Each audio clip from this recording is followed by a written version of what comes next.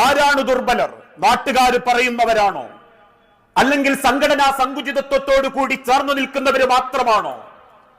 അതല്ലെങ്കിൽ ജനങ്ങളെ കാണിക്കാൻ വേണ്ടി ദാരിദ്ര്യം അഭിനയിച്ച് എപ്പോഴും മറ്റുള്ളവരാൽ കിട്ടി ജീവിക്കണം എന്നാഗ്രഹിച്ച് കൈനീട്ടി ജീവിക്കുന്നവരാണോ?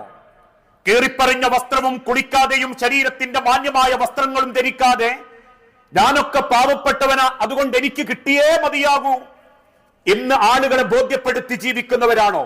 അല്ലെന്നുലമാക്കൾ ഓർമ്മപ്പെടുത്തി. ആരാണ് ദുർബലർ? ഒരു വിഭാഗത്തെ എണ്ണുമ്പം സഹാബത്ത് എണ്ണി ഏറ്റവും വലിയ ദുർബലർ അനാഥകളായിരിക്കും. അനാഥകളായ ആളുകളെ നിങ്ങൾ കണ്ടെത്തണം. അറഅയ്തല്ലദീ യുകദ്ദിബു ബിദ്ദീൻ, മതത്തെ കളവാക്കുന്നവർ ആരെന്നറിയുമോ? ഫദാലിക്കല്ലദീ യദുൽ യതീം, അവർ യതീം മക്കളെ അവഗണിക്കുന്നവരായിരിക്കും. ഇന്നത്തെ കാലഘട്ടത്തിൽ പലരും പറ്റിച്ചുകൊണ്ടിരിക്കുന്ന ഒരു വിഭാഗമാ അനാഥകൾ.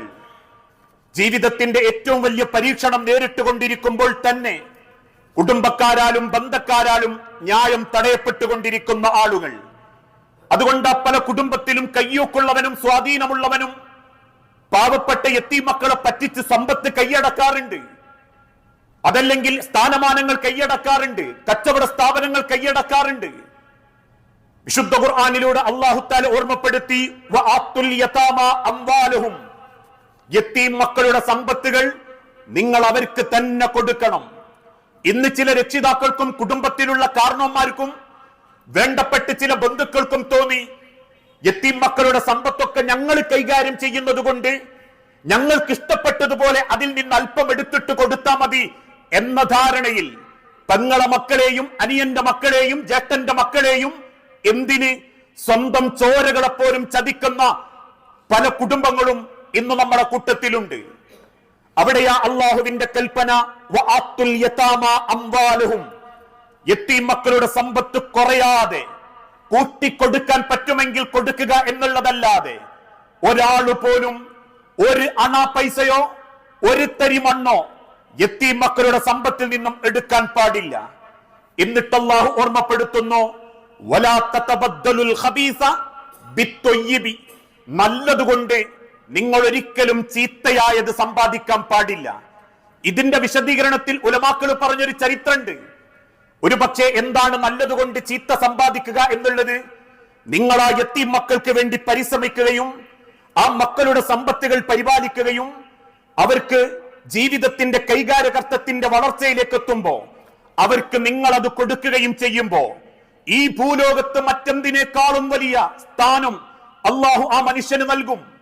നാളെ പരലോകത്ത് തന്നെ അള്ളാന്റെ ഹബീബ നബി തങ്ങൾ ഓർമ്മപ്പെടുത്തി, ഈ രണ്ട് വിരലുകൾ ചേർത്ത് നിർത്തിയതുപോലെ യതീം മക്കളുടെ സമ്പത്തിൽ കൃത്യമായി ഇടപെട്ട് ആ മക്കളെ സഹായിച്ചവർക്ക് എന്നോടൊപ്പം ഇതുപോലെ ജീവിക്കാൻ സാധിക്കും. അത്ര ഗൗരവത്തോടെയാ ഇസ്ലാം ആ വിഷയം ഓർമ്മപ്പെടുത്തിയത്. പക്ഷേ ഇന്ന് പലരും യതീം മക്കളുടെ സമ്പത്തുകൾ കെട്ടിപ്പൂട്ടി വെക്കുന്നു. എത്രത്തോളം എന്ന് ചോദിച്ചാൽ, വാപ്പാര് അകാലത്തിൽ മരണപ്പെട്ടു പോയവര് മാത്രമല്ല യതീം മക്കൾ.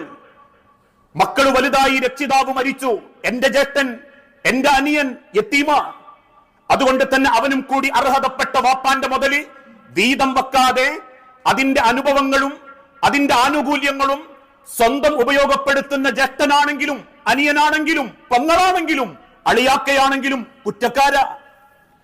നിങ്ങളത് ചെലവഴിക്കണം, അല്ലെങ്കിൽ അത് വീതം വെക്കണം. വീതം വെക്കുമ്പം അവര് മേജറായിട്ടില്ലെങ്കിൽ, അവർ ചെറിയ കുട്ടികളാണെങ്കിൽ ആ സ്വത്ത് നിങ്ങളങ്ങ് അനുഭവിക്കണമെന്നല്ല, നിങ്ങളുടെ കൈകാര്യകർത്തത്തിൽ നിങ്ങൾ അതിനെ പോഷിപ്പിക്കണം. നിങ്ങൾ അതുകൊണ്ട് ബിസിനസ് ചെയ്യാൻ പറ്റുമെങ്കിൽ ചെയ്യണം. നിങ്ങൾ അതുകൊണ്ട് അവർക്ക് ഉപകാരമുള്ളത് എന്തെങ്കിലും ചെയ്തു വെക്കാൻ പറ്റുമെങ്കിൽ നിങ്ങൾ അത് ചെയ്യണം. ആനുകൂല്യങ്ങൾ പറ്റാതെ ആ മക്കളോടുള്ള ഉത്തരവാദിത്തമായി. എന്നിട്ട് അല്ലാഹു പറയുന്നു, വലാ തൗകുലു അംവാലഹും ഇലാ അംവാലിക്കും ഇന്നഹു കാന ഹൂബൻ കബീറ, തീർച്ചയായും അന്യായമായ ഒരു സമ്പത്തും നിങ്ങൾ കഴിക്കാൻ പാടില്ല. അങ്ങനെ കഴിക്കുന്നുണ്ട് എങ്കിൽ ഇന്നഹു കാന ഹൂബൻ കബീറ, വമ്പിച്ച അക്രമമാണ് മനുഷ്യരെ നിങ്ങൾ ചെയ്തുകൊണ്ടിരിക്കുന്നത്. മഹാനായ പ്രവാചകൻ സല്ലല്ലാഹു അലൈഹി വസല്ലമ ലോകത്തെ മുസ്ലിം ഉമ്മത്തിനെ ബോധ്യപ്പെടുത്തി, അനാഥകളുടെ സ്വത്തുക്കൾ നിങ്ങൾ കച്ചവടം നടത്തി വളർത്താൻ സാധിക്കുമെങ്കിൽ അവരെ നിങ്ങൾ അതിനുവേണ്ടി കണ്ടെത്തണം, അവരെ സഹായിക്കണം. എന്നിട്ട് വീണ്ടും ഓർമ്മപ്പെടുത്തുന്നു, ഒരിക്കലും സകാത്ത് കൊണ്ട് തിന്നു തീർക്കാൻ, സകാത്തിന് തിന്നു തീർക്കാൻ അനാഥകളുടെ മക്കളുടെ സ്വത്തുക്കൾ നിങ്ങൾ വിട്ടേച്ച് കളയരുത്. എല്ലാ കൊല്ലവും സക്കാത്ത് കൊടുക്കാൻ ഞാൻ അതിങ്ങനെ കൊണ്ടടക്കുകയാണ്, ഇപ്പൊ എന്റെ പേരിലാണ് എന്നത് മാത്രം വലിയ ഗൗരവമായി, ഒരു വലിയ ശ്രേഷ്ഠതയായി നിങ്ങൾ ചിന്തിക്കേണ്ടതില്ല. ആ യത്തീം മക്കൾക്ക് വേണ്ടി ആ സമ്പത്ത് കൊണ്ട് നിങ്ങൾക്ക് വളർത്താൻ സാധിക്കുമെങ്കിൽ, നിങ്ങൾക്ക് അവർക്ക് ലാഭമുണ്ടാക്കി കൊടുക്കാൻ പറ്റുമെങ്കിൽ നിങ്ങൾക്കത് ഉപയോഗിക്കാം. നല്ലയിൽ മറ്റൊരാളുടേത് എന്ന് ചിന്തിക്കാതെ സ്വന്തം മക്കളുടേത് എന്ന നിലക്ക് നിങ്ങൾക്ക് അവരുടെ സ്വത്തുക്കൾ അവർക്ക് വേണ്ടി ഉപയോഗിക്കാൻ, അവർക്ക് വേണ്ടി വളരാൻ നിങ്ങൾക്കത് കൈകാര്യം ചെയ്യാം. അതിന് നിങ്ങൾക്ക് സാധിക്കുന്നില്ലേ, മാന്യമായി ആ സമ്പത്ത് നിങ്ങൾ സംരക്ഷിച്ച് ആ മക്കളിലേക്ക് ഏൽപ്പിച്ചു കൊടുക്കണം. ഇത് യത്തീം മക്കളെ കുറിച്ചാണെങ്കിൽ ഇന്നത്തെ നേരത്തെ സൂചിപ്പിക്കപ്പെട്ടതുപോലെ ആ വിതരണം ചെയ്യാതെ അല്ലെങ്കിൽ അനന്തരാവകാശം വീതിക്കാതെ ആരെങ്കിലും കൊണ്ടു നടക്കുന്നുണ്ട് എങ്കിൽ അതും പാപമാണെന്ന് ഈ ആയത്തിന്റെ നിർവചനത്തിൽ ലോകത്തിന്റെ ഉലമാക്കൾ രേഖപ്പെടുത്തി വെക്കുന്നു. അതുകൊണ്ടാ പ്രിയപ്പെട്ടവരെ, യത്തീം മക്കളെ, അനാഥകളെ നമ്മൾ പ്രത്യേകം പരിഗണിച്ചേ മതിയാകൂ. അത് റമദാൻ മാസത്തിൽ കൊടുക്കുന്ന ഒരു കിറ്റ് കൊണ്ട് മാത്രമല്ല. ഇന്ന് പലർക്കും അങ്ങനെയുള്ളൂ. കഴിഞ്ഞ റമദാനിൽ ഞാൻ ആ വിധവക്കും യത്തീം മക്കൾക്കും കിറ്റ് കൊണ്ട് കൊടുത്തു, അതോടുകൂടി അവസാനിക്കുന്നില്ല. യത്തീം മക്കളുടെ ഭക്ഷണം പോലെ അവർക്ക് വിദ്യാഭ്യാസം ഉണ്ടാക്കി കൊടുക്കണം, അവർക്ക് പരിഗണന കൊടുക്കണം, അവർക്ക് സ്നേഹം കൊടുക്കണം, അവർക്ക് വസ്ത്രം കൊടുക്കണം. നിങ്ങൾ ഒരിക്കലും യത്തീം മക്കളുടെ മുൻപിൽ വെച്ച് സ്വന്തം മക്കളെ ലാളിക്കരുത് എന്ന് പോലും പഠിപ്പിക്കാനുള്ള കാരണം ആ മക്കളുടെ മനസ്സിൽ സങ്കടങ്ങൾ വരാതിരിക്കാനാ. പ്രത്യേകിച്ച് ഇന്നത്തെ കാലഘട്ടത്തിൽ ആഴ്ചകൾക്ക് മുൻപ് അടിവാരത്തുള്ള ഒരു ഉമ്മാന്റെ കഴുത്തറുത്ത് ജനിപ്പിച്ചതിന്റെ പ്രതികാരം ഞാൻ നിർവഹിച്ചു എന്ന് കഞ്ചാവിലാണെങ്കിലും ഒരു 19 വയസ്സുകാരൻ പറയുന്നുണ്ടെങ്കിൽ നമ്മൾ ചിന്തിക്കേണ്ടത്, കുറ്റം പറയാനും ആക്ഷേപിക്കാനും മീഡിയകളിൽ വലിയ വാർത്തയാക്കാനും ആ കൊലപാതകം കാരണമായിട്ടുണ്ടെങ്കിലും അവനെ മനസ്സറിഞ്ഞ് സ്നേഹിക്കാൻ ആർക്കെങ്കിലും സാധിച്ചിട്ടുണ്ടോ എന്ന് നമ്മളൊന്ന് ചിന്തിച്ചു നോക്കണം. കൊടുക്കുന്ന കിറ്റുകൾ മാത്രം പോരെ യത്തീം മക്കൾക്ക്. ഒരു വാപ്പാന്റെ സ്ഥാനത്തിരുന്ന് അവരെ പരിഗണിക്കണം, സ്നേഹം കൊടുക്കണം, അവന്റെ സങ്കടങ്ങൾ അറിയണം, അവനോട് ചേർന്ന് നിന്ന് അവന്റേതായ ആവശ്യങ്ങൾ മനസ്സിലാക്കി അവൻ ആരൊക്കെയോ ഉണ്ട് എന്നവന് തോന്നണം. കയ്യാമം വെച്ച് കൊണ്ടുപോകുമ്പോ തന്നെ നോക്കി പരിഹസിക്കുന്ന കുടുംബക്കാരോടും മീഡിയക്കാരോടും പുച്ഛഭാവത്തിൽ ചുംബന കിസ് കൊടുത്ത് അതും അവൻ ആഘോഷിക്കുന്നുണ്ടെങ്കിൽ അതൊരു പ്രതിഷേധമാ, അതൊരു സങ്കട. അത് നാളെ എന്തെങ്കിലും കുടുംബത്തിൽ നമ്മൾ ഇല്ലാണ്ടായാലും മക്കൾ അനുഭവിക്കേണ്ടതാ. ഏതെങ്കിലും ഒരു മാസത്തിലോ ദിവസത്തിലോ 5, 10, 100 കൊടുത്താൽ തീരുന്നതല്ല.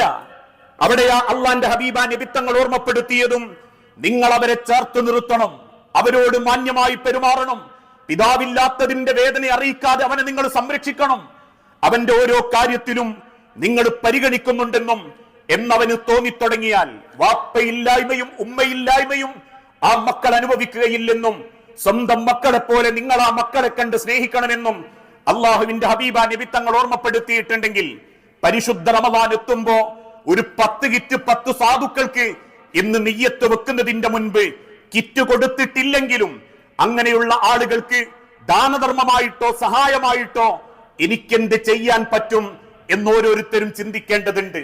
ആ ചേർത്ത് നിർത്തലും ചേർത്ത് പിടിക്കലുമാണ് ഇന്നത്തെ മക്കൾ പോലും ഈ സമൂഹത്തിൽ നിന്നും ആഗ്രഹിക്കുന്നത്. അല്ലാതെ വാപ്പ മരിച്ച കുട്ടി, യത്തീമായ കുട്ടി എന്നൊരാക്ഷേപത്തിന്റെയും പരിഹാസത്തിന്റെയും അല്ലെങ്കിൽ അങ്ങനെയൊരു ബേജാറിന്റെയും നോട്ടം ഇന്നത്തെ തലമുറയും കാലവും ആഗ്രഹിക്കുന്നില്ലെങ്കിൽ നമ്മളും ചിന്തിക്കണം, ചേർത്ത് പിടിക്കാനും മുന്നോട്ട് കൊണ്ടുപോകാനും. രണ്ടാമത്തൊരു കൂട്ടർ വിധവകള. അള്ളാഹുവിന്റെ പരീക്ഷണത്തിന് വിധേയരായി ഭർത്താക്കന്മാര് മരണപ്പെട്ടു പോയ പെൺകുട്ടികൾ, ഉമ്മമാർ. ഇന്ന് പലരും വിധവകളുടെ കാര്യത്തിൽ ഇടപെടും. എന്തിനു വേണ്ടി? വീണ്ടും കെട്ടിക്കാൻ. 4 മാസം ഇരിക്കുന്ന പെണ്ണിന്റെ അടുത്ത് പോയി ഇനിയും പെട്ടെന്ന് കെട്ടണം എന്ന് പറയലല്ല വിധവാ സംരക്ഷണം.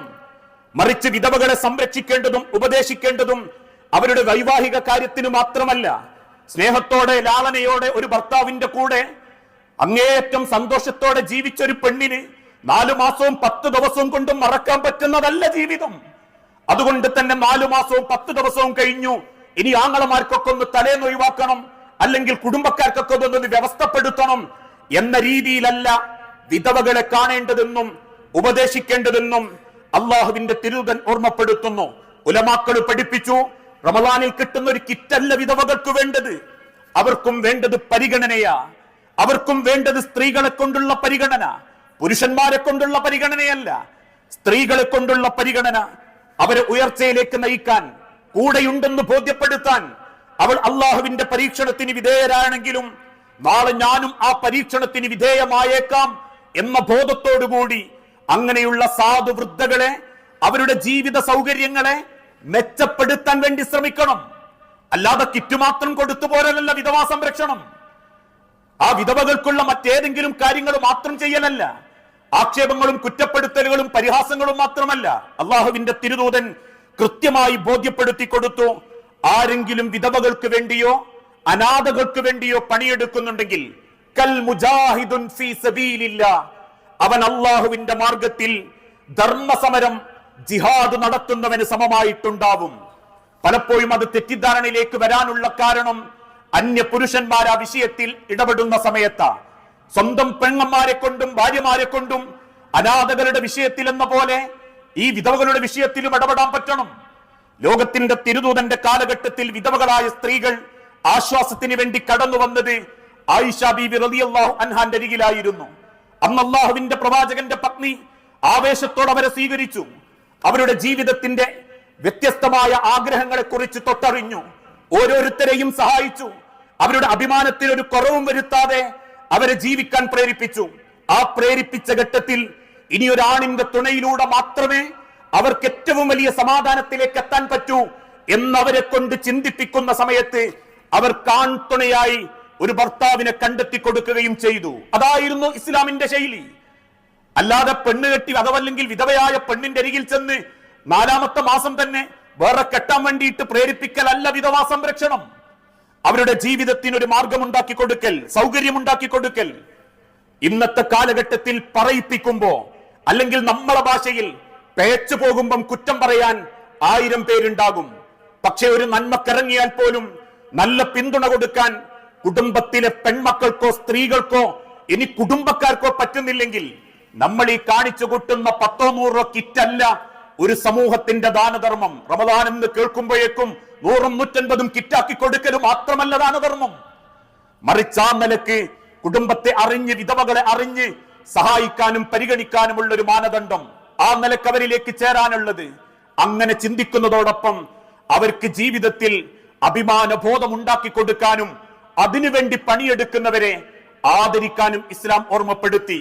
ഒരു ഉദാഹരണത്തിന്റെ ഭാഷയിൽ പറഞ്ഞാൽ 5-8 മാസം കൊണ്ട് പിന്നീട് കുടുംബം പോറ്റാൻ ഒരു പെണ്ണ് പുറത്തേക്കിറങ്ങുമ്പോ, അവളൊന്ന് വസ്ത്രം ധരിക്കുമ്പോ, ശരീരം മറച്ച വസ്ത്രം ധരിച്ച് പുറത്തിറങ്ങുമ്പോ ഓൻ മരിക്കാൻ കാത്തുന്നതാ ഓള് പുറത്തേക്ക് തണ്ടാൻ എന്ന് പറയുന്ന കൂട്ടരും പുറത്തേക്കിറങ്ങുന്ന പെണ്ണിനെ അതേ കാഴ്ചയോടെ കണ്ട് കുറ്റപ്പെടുത്തുന്നവരും ഉണ്ടാകുമ്പോ സഹായിക്കാൻ പറ്റിയിട്ടില്ലെങ്കിലും ദ്രോഹിക്കരുത് എന്ന് ഉലമാക്കൾ കൃത്യമായി രേഖപ്പെടുത്തി വെച്ചിട്ടുണ്ട്. ആ നിലക്കാണ് നമ്മൾ ദുർബലരായ ആളുകളെ പരിഗണിക്കേണ്ടത്. 3ാമത്തൊട്ടൊരു കൂട്ടർ പാവങ്ങൾ, അവരെ നിങ്ങൾ പരിഗണിക്കണം. ഇന്ന് മനുഷ്യന്റെ പെരുമ അവന്റെ പണത്തിലും അവന്റെ തറവാടിത്വത്തിലുമാ. എല്ലാവരും അത്തരക്കാര്, പണമുള്ളവരും തറവാടുള്ളവരും ഒക്കെ മോശക്കാര് എന്ന അർത്ഥത്തിലല്ല. പക്ഷെ പെരുമ കിട്ടുന്നത് പണം കൊണ്ടും തറവാടിത്വം കൊണ്ടുമാ. അതുകൊണ്ട് ഇത് രണ്ടും ഇല്ലാത്തവരെ ആർക്കും വലിയ താല്പര്യങ്ങളൊന്നുമില്ല. പക്ഷേ ഹബീബായ തിരുദൂതൻ ഓർമ്മപ്പെടുത്തി, സ്വഹാബത്തെ, നിങ്ങൾ എന്നെ പാവങ്ങളോടൊപ്പം ദുർബലരോടൊപ്പം അന്വേഷിക്കുക. കാരണം അള്ളാഹു ആ ദുർബലരോടൊപ്പമായിരിക്കും. ആ ദുർബലരുള്ളത് കൊണ്ടാണ് നിങ്ങൾക്ക് പോലും ഉപജീവനം വിശാലമാക്കപ്പെടുന്നത്. നിങ്ങളുടെ കൂട്ടത്തിൽ പാവങ്ങൾ ഉള്ളത് കൊണ്ടാണ് നിങ്ങളിൽ ചിലർ പണക്കാരാകുന്നതും നിങ്ങൾക്ക് ഉപജീവനം വിശാലമായി കിട്ടുന്നതും. അതുകൊണ്ട് പാവങ്ങളെ നിങ്ങൾ കണ്ടെത്തണം. ആ കണ്ടെത്തുന്ന നിലക്ക് നിങ്ങൾക്ക് അധ്വാനിക്കാൻ പറ്റണം, അന്വേഷിക്കണം. അതുകൊണ്ട് ഏത് രംഗത്തും റിലീഫ് പ്രവർത്തനങ്ങളിൽ ഇടപെടുമ്പോ നമുക്ക് വേണ്ടപ്പെട്ടവർക്ക് കൊടുക്കണം, എല്ലാവരും കുണ്ട കൊടുക്കുന്നതിൽ കൊടുക്കണം എന്ന് ചിന്തിക്കാതെ അറിയാൻ പറ്റണം. ഓരോരുത്തരും സംഘമായി ചേർന്നിരിക്കണം, അവർ മുഷാവറ നടത്തണം, അവർ ഇജ്മാ നടത്തണം. എന്നിട്ട് ആർക്കൊക്കെ അർഹതപ്പെട്ടിട്ടുണ്ട്, ആ പ്രദേശത്തുള്ളവർ ആരൊക്കെ അവർക്ക് കൊടുത്തിട്ടുണ്ട്, ഏതൊക്കെ സംഘടനകൾ ഇന്നവർക്ക് കൊടുത്തിട്ടുണ്ട് എന്ന് മാന്യമായി ചോദിക്കണം. അർഹതപ്പെടാത്തവർക്ക് ഒഴിവാക്കണം, അർഹതപ്പെട്ടവരിലേക്ക് അത് എത്തിച്ചു കൊടുക്കണം. കാരണം ഇന്നെല്ലാവരും പാവങ്ങളാ. അവസരം മുതലെടുക്കുന്ന വിഷയത്തിൽ യാചിച്ച് കിട്ടി ജീവിക്കുന്നവരുണ്ട്. അവർക്കത് ഉപേക്ഷിക്കാൻ പറ്റൂല. ഏത് കാലത്തും എന്തെങ്കിലും കിട്ടി ജീവിക്കണം എന്നാഗ്രഹിക്കുന്നവർക്ക് ഇസ്ലാം സ്വതക്കയെ പറ്റി പരിചയപ്പെടുത്തിയിട്ടില്ല.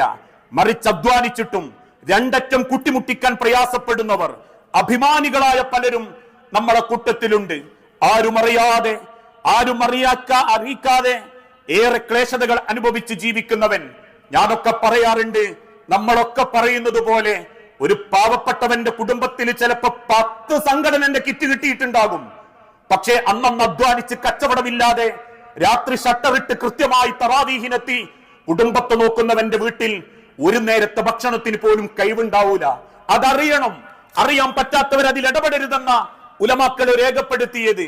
നിങ്ങളുടെ കാഴ്ചകളെ കൊണ്ട് നിങ്ങൾക്കത് ബോധ്യപ്പെട്ടിട്ടുണ്ടെങ്കിൽ നിങ്ങളത് കൊടുക്കണം.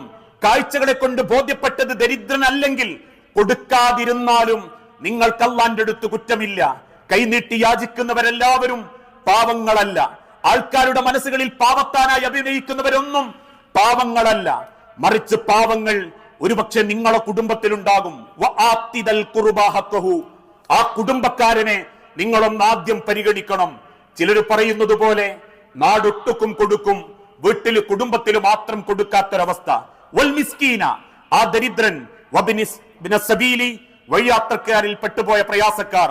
വലാ തുബദ്ദിറു തബ്ദീറ, എന്ന് കരുതി വാരിക്കോരി അങ്ങോട്ട് കൊടുക്കാനുമല്ല, ആവശ്യത്തിനുള്ളത് മാത്രം നിങ്ങൾ എത്തിച്ചു കൊടുക്കുക. ഇതാണ് ഈ ഒരു പരിശുദ്ധ റമദാനിലേക്ക് പ്രവേശിക്കുമ്പോ ആദ്യം നമ്മൾ മനസ്സിൽ ഉദ്ദേശിക്കേണ്ടതും. ദുർബലരെ പരിഗണിക്കണം.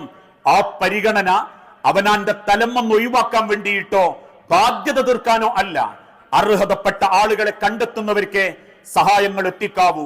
അതിന് പണിയെടുക്കുന്നവർക്ക് നമ്മൾ ആ ഭക്ഷണം എത്തിക്കാവൂ.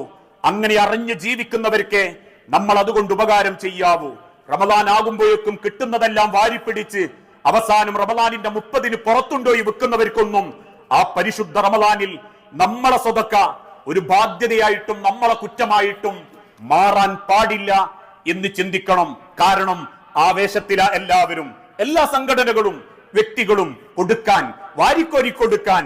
റമദാനിന്റെ പോരിശ ഈ ഒരു കിറ്റില് മാത്രമാണെന്ന് ബോധ്യപ്പെടാതെ ഇതൊക്കെ ഒരു സദക്ക തന്നെയാണ് എന്ന് തിരിച്ചറിയുക.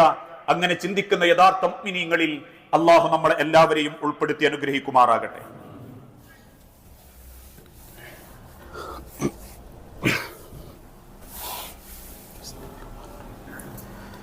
അൽഹംദുലില്ലാഹ് വസ്സലാത്തു വസ്സലാമു അലാ റസൂലിൽ അമീൻ വഅലാ ആലിഹി വഅസ്ഹാബിഹി അജ്മഈൻ. അമ്മാ ബഅദ്.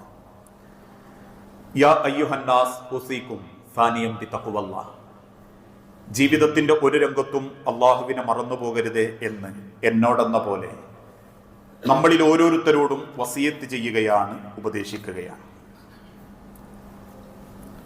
ഈ ലോകത്ത് അള്ളാഹുവിന്റെ തീരുമാനപ്രകാരം ജീവിക്കുന്ന നമ്മൾ ഓരോരുത്തരും ഏത് നിമിഷവും അള്ളാഹുവിന്റെ പരീക്ഷണം വരാം എന്ന ഒരു വിശ്വാസത്തിലാണ് ജീവിച്ചു കൊണ്ടിരിക്കുന്നത്. ആരാണ് ദുർബലർ എന്ന് ചോദിച്ച സമയത്ത് സ്വഹാബത്തും ഉലമാക്കളും തിരിച്ചു പറഞ്ഞ മറുപടി അത് പരീക്ഷണങ്ങളാൽ വേദനിച്ചു കൊണ്ടിരിക്കുന്നവരും കൂടിയാണ്.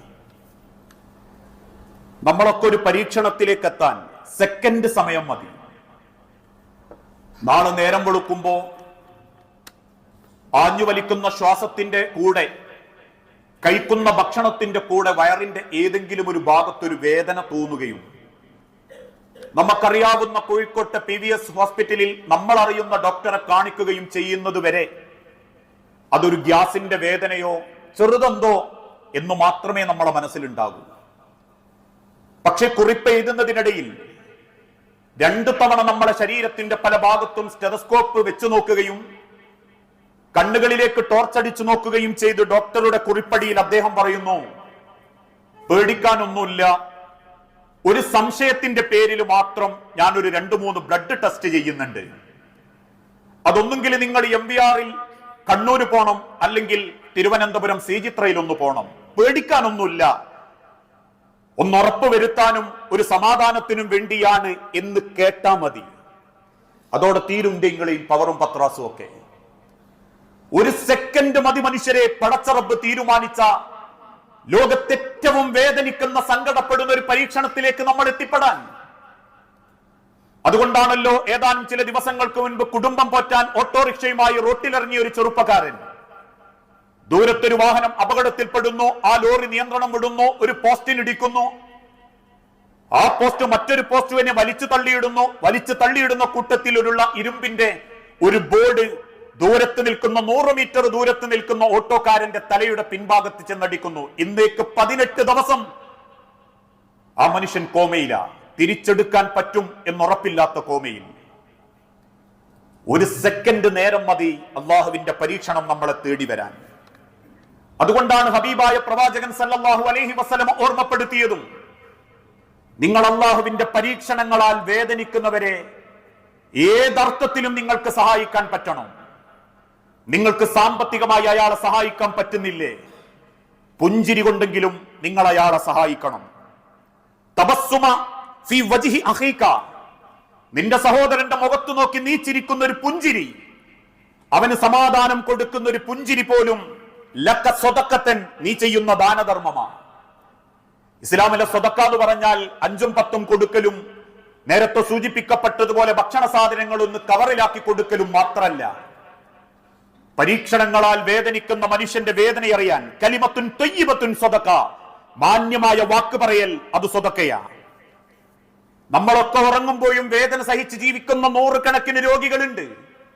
നമ്മളൊക്കെ സുഭിക്ഷമായി ഭക്ഷണം കഴിക്കുമ്പോഴും ഭക്ഷണം കയ്യിൽ കിട്ടിയിട്ടും കഴിക്കാൻ തോന്നാത്ത മനോവേദനയിൽ നെഞ്ചുപൊട്ടി ജീവിക്കുന്നവരുണ്ട്. അവരെയൊക്കെ അറിയാനും അവരെയൊക്കെ ചേർത്ത് പിടിക്കാനും അള്ളാഹുവിന്റെ പ്രവാചകൻ സല്ലല്ലാഹു അലൈഹി വസല്ലമ ഓർമ്മപ്പെടുത്തിയതിന്റെ ഭാഗമായിരുന്നു പട്ടിണി അറിയലും സങ്കടമറിയലും. അനുവദിക്കപ്പെട്ട ഭക്ഷണം മുന്നിലുണ്ടായിട്ടും കഴിക്കാൻ പറ്റാത്ത മനുഷ്യന്റെ മനസ്സിന്റെ വേദന അറിയലുമൊക്കെ. അതൊക്കെയാ റമദാൻ, അതൊക്കെയാ നോമ്പ്. ആ തിരിച്ചറിവോടുകൂടി നമ്മളെ സഹോദരങ്ങളെ, പരീക്ഷിക്കപ്പെടുന്നവരെ, ദുർബലരെ നമുക്ക് സഹായിക്കാൻ പറ്റണം. അഭിമാനത്തിന്റെ പേരിൽ മാത്രം പലതും സഹിച്ചും മറച്ചു പിടിച്ചും ജീവിക്കുമ്പോ അറിഞ്ഞും മനസ്സിലാക്കുകയും കൊടുക്കലും അള്ളാഹുവിന്റെ പ്രവാചകൻ സല്ലല്ലാഹു അലൈഹി വസല്ലമ പഠിപ്പിച്ചതാണെങ്കിൽ, റഹ്മത്തിന്റെ മലക്കുകൾ ഇറങ്ങുന്ന റമദാൻ മാസത്തെ ആവേശപൂർവ്വം സ്വീകരിക്കാൻ കാത്തിരിക്കുമ്പോ നമ്മളെ മനസ്സിലും റഹ്മത്തുകൾ ഉണ്ടാവണം, നമ്മളെ മനസ്സിലും റഹ്മത്തിന്റെ മലക്കുകൾ ഇറങ്ങണം. എങ്കിൽ മാത്രമേ ഈ മാസത്തിന്റെ ഭംഗി നമ്മളെ ജീവിതത്തിൽ ഉണ്ടാകൂ. അല്ലാതെ ചിലര് സൂചിപ്പിക്കുന്നത് പോലെ ആദ്യത്തെ 20 ദിവസം വാരിക്കോരി ചെലവാക്കി, പിന്നത്തെ 10 ദിവസം റൊട്ടുമ കളഞ്ഞു, രാത്രികാലത്തിൽ ആവേശത്തോടെ വാരി വലിച്ചു തിന്നു, രാവിലെ പട്ടിണി കിടന്നു എന്നൊരു പാരമ്പര്യ നേരം പോക്കല്ലാതെ നമ്മളെ ജീവിതത്തിലേക്ക് ഈ മാസവും വലിയ മാറ്റങ്ങളൊന്നും വരുത്തുന്നില്ല. അതുകൊണ്ട് ആ തിരിച്ചറിവോടുകൂടി പരസ്പരം സ്നേഹിക്കാനും കാരുണ്യം ചെയ്യാനും ദുർബലരെ അറിഞ്ഞ് നെഞ്ചോട് ചേർക്കാനും നമ്മൾ ഓരോരുത്തരും ശ്രമിക്കുക. അതിന് അള്ളാഹു നമുക്ക് ഓരോരുത്തർക്കും തൗഫീക്ക് നൽകി അനുഗ്രഹിക്കുമാറാകട്ടെ. അള്ളാഹുവെ, അറിഞ്ഞുമറിയാതെയും ഒരുപാട് തെറ്റുകുറ്റങ്ങൾ സംഭവിച്ചു പോയിട്ടുണ്ട് നാഥ. എല്ലാം വിട്ടുപുറത്തു മാപ്പാക്കി നിന്റെ സ്വർഗത്തിൽ ഇതേ രൂപത്തിൽ നീ ഞങ്ങളെ ഒരുമിപ്പിച്ചു കൂട്ടണമേ. അള്ളാഹുവെ, മക്കളില്ലാതെ പരീക്ഷിക്കപ്പെടുന്ന ഇണകൾക്ക് മക്കളെന്ന അനുഗ്രഹം നൽകി ഓരോ കുടുംബങ്ങളോടും നീ കാരുണ്യം കാണിക്കണമേ. നാഥ, മരണപ്പെട്ടു പോയ സഹോദരി സഹോദരന്മാർ, മാതാപിതാക്കൾ, മക്കൾ, ഭാര്യമാർ, ഭർത്താക്കന്മാർ എല്ലാവരുടെയും ഖബർ നീ വിശാലമാക്കുകയും അവരെയും ഞങ്ങളെയും ജന്നാത്തുൽ ഫിർദൗസിൽ നീ ഒരുമിപ്പിച്ചു കൂട്ടി അനുഗ്രഹിക്കുകയും ചെയ്യണമേ. അല്ലാഹുമ്മ ഗ്ഫിർ ലിൽ മുഅ്മിനീന വൽ മുഅ്മിനാത്ത് അൽ മുസ്ലിമീന വൽ മുസ്ലിമാത്ത് അൽ അഹ്യാഹു മിൻഹും വൽ അംവാത്ത് ഇന്നക മുജീബുദ് ദഅവാതി യാ ഖാദിയൽ ഹാജാത്ത്. അല്ലാഹുമ്മ അഇസ്സൽ ഇസ്ലാമ വൽ മുസ്ലിമീൻ വഅദില്ല ശിർക വൽ മുശ്രികീൻ. അല്ലാഹുമ്മ അജിർനാ മിനൻ നാർ, അല്ലാഹുമ്മ അജിർനാ മിനൻ നാർ, അല്ലാഹുമ്മ അജിർനാ മിനൻ നാർ. അള്ളാഹുവെ, പ്രാർത്ഥിക്കണമെന്ന് വസിയത്ത് തന്നവരുണ്ട്. ഇക്കഴിഞ്ഞ ദിവസങ്ങളിലായി നമ്മളോട് യാത്ര ചോദിച്ച് അള്ളാഹുവിന്റെ വിളിക്ക് ഉത്തരം നൽകിയ ചെറുപ്പക്കാരനും ചെറുപ്പക്കാരിയും അടക്കം നാഥ, ഓരോരുത്തരുടെ ഖബർ നീ വിശാലമാക്കുകയും നിന്റെ സ്വർഗത്തിൽ ഇതിനേക്കാൾ മനോഹരമായ ഫിർദൗസിൽ നീ ഞങ്ങളെ ഒരുമിപ്പിച്ചു കൂട്ടി അനുഗ്രഹിക്കുകയും ചെയ്യണമേ. നാഥ, ചെറുതും വലുതുമായ പല അസുഖങ്ങളെ കൊണ്ടും വേദനിക്കുന്ന പലരും പ്രാർത്ഥിക്കാൻ വസിയത്ത് നൽകിയിട്ടുണ്ട്. ഏറ്റവും എളുപ്പത്തിൽ എന്താണോ അവർക്ക് ഹൈറായത്, ആ ഹൈറായതിലേക്ക് ഓരോരുത്തർക്കും ആശ്വാസം നൽകണമേ. റബ്ബേ, ബാധ്യതകളിൽ നിന്ന് രക്ഷപ്പെട്ട് ബാധ്യതകളില്ലാതെ, കടബാധ്യതകളില്ലാതെ, ഹറാമായ പലിശ പോലെയുള്ള ഇടപാടുകൾ നടത്താതെ നല്ലൊരു വിശ്വാസിയും മുഅ്മിനുമായി ജീവിച്ചു മരിക്കാൻ ഞങ്ങൾക്ക് ഓരോരുത്തർക്കും തൗഫീക്ക് നൽകണമേ. വരാനിരിക്കുന്ന പരിശുദ്ധ റമദാനിൽ ജീവിതത്തിന്റെ വലിയ മാറ്റങ്ങൾക്ക് വേണ്ടി ആ പരിശുദ്ധ റമദാനിനെ ജീവിതത്തിലേക്ക് സ്വീകരിക്കാൻ നീ അനുഗ്രഹിക്കുന്നവരുടെ കൂട്ടത്തിൽ ഞങ്ങളെ ഓരോരുത്തരെയും നീ സ്വീകരിക്കണമേ. നാഥ, അപ്രതീക്ഷിത മരണത്തിൽ നിന്നും വേദനാജനകമായ സൂക്കേടുകളിൽ നിന്നും ഞങ്ങളെയും കുടുംബത്തെയും മക്കളെയും നീ കാത്തുരക്ഷിക്കണമേ. റബ്ബന അത്തിന ഫിദ്ദുനിയ ഹസന വഫിൽ ആഖിറതി ഹസനതൻ വഖിന അദാബന്നാർ.